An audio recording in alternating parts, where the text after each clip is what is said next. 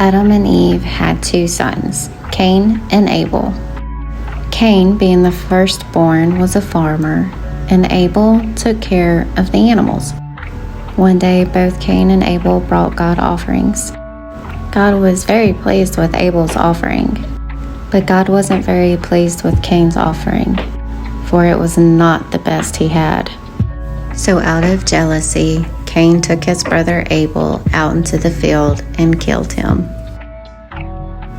Now that is the story of Cain and Abel, but what we're going to do is dig in just a little bit deeper.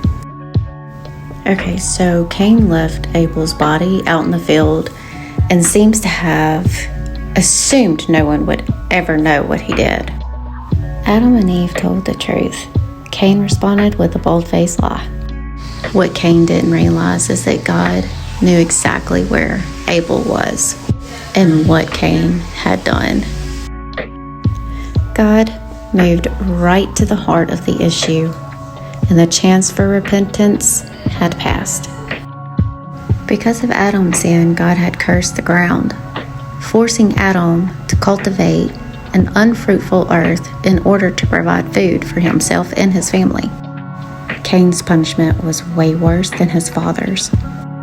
For Cain, the punishment was the ground would no longer produce food for him, no matter how hard he worked for it, which forced him to wander the earth. Please pause to read. Cain objected that his punishment was too harsh, so God added another to it: expulsion from God's presence and execution should anyone find him. And yet Cain still failed to understand. Despite the hardships imposed on them by his sin, Cain's family flourished. But the seed of sin bore fruit in Cain's descendant.